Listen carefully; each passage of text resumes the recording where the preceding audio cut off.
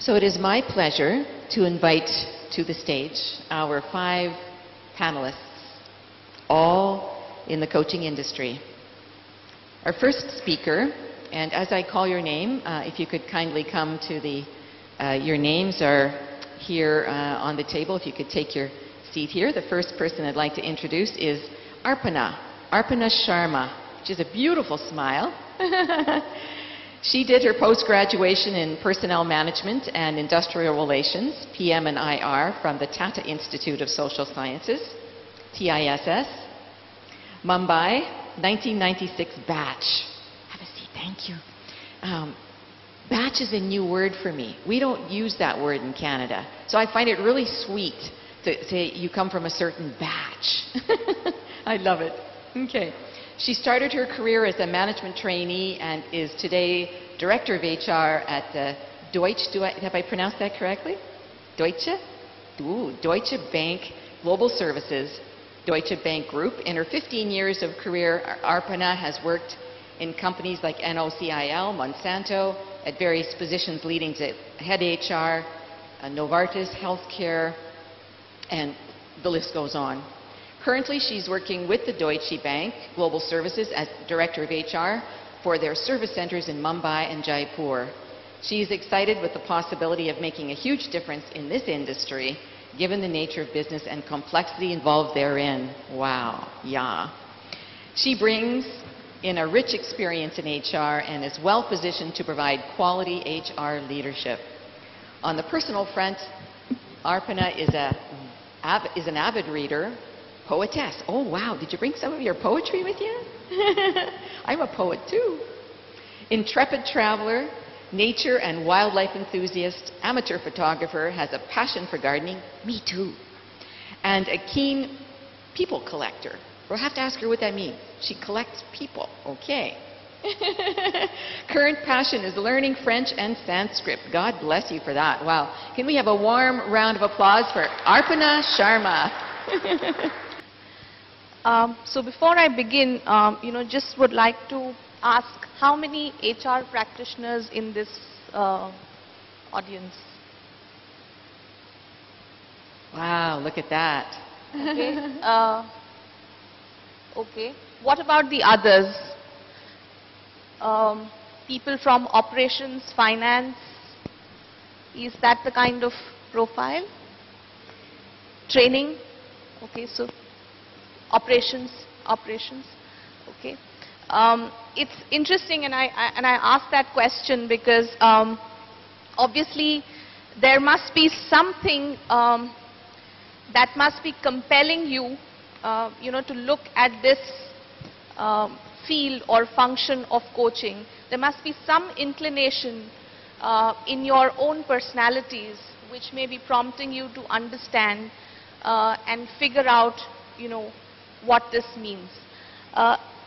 Again, going back to where it's all started for me, it was the fact that HR professionals are by default supposed to be people-oriented, collaborative.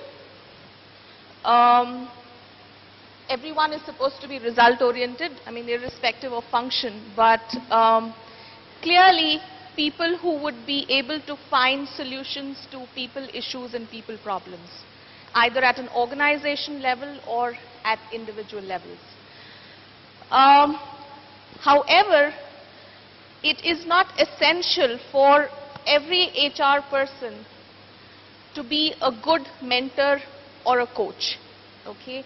And I think that was a point of introspection or reflection for myself, to say it's all right to say one is people oriented because you're in HR and by default that is the expectation, but what would it take to actually become a good coach?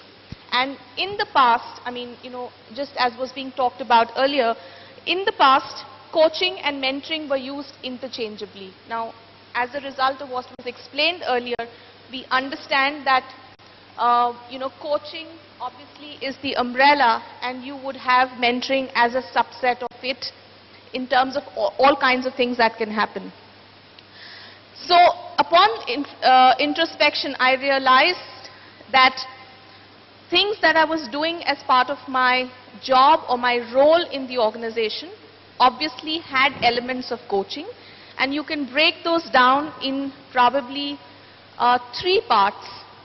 One which was talked about, which is business coaching, or in more direct terms, performance coaching. You had issues around performance with respective people in the organization. Based on your performance management system, you realize somebody who is a below 3 rater, if it's a 5-point scale, there were performance issues. So performance coaching as part of business coaching. So that was the first one. The second one was around executive coaching. So I was introduced to this term, obviously, as I took on more senior positions in various organizations. It was important to be able to work with the CEO. So who would coach the CEO? Whose voice would he like to hear if it was not what he wanted to hear? Okay, and again, in some cases, by default, either it would be an external person, because they say the saying which is "Ghar ki murgi dal barabar." So, if you are an HR person, and an HR head trying to coach the CEO, may or may not work unless there is, great rapport, trust, value addition, and frankly, a reason for that person to listen to you. Okay, so that was the second aspect. So under business coaching, it was performance coaching. The second one was executive coaching. And the third one, which in organizations, clearly, especially with generational diversity, you have people from different generations who are part of the workforce. And obviously, the much hue and cry about Gen Y and ways to deal with Gen Y that one is listening to. And here comes the aspect of life coaching. So coaching, as I was looking at it and trying to understand what aspects of coaching do I actually practice and help people with within my organization, it falls under these 3 categories. And life coaching obviously is much more, than telling somebody or helping somebody understand what does it take to be successful at your workplace. It's much more in helping to find your life's purpose. Okay. The second point, very critically in an organization, is a distinction between coaching and telling. I think a coach naturally has to refrain from prescribing or telling, and you talked about the process of self-discovery. So it's the ability to ask the right questions, for getting the right answers and helping the person dig deeper. All right. Now, the fundamental thing in my experience in organizations, and I can clearly talk about before and after. So when I did not have formal coaching, accreditation, or didn't take the training myself, I did an okay job in terms of trying to help people.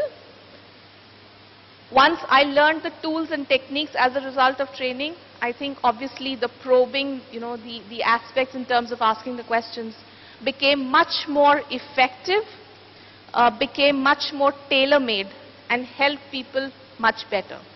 So this is the before and after scenario that I have experienced.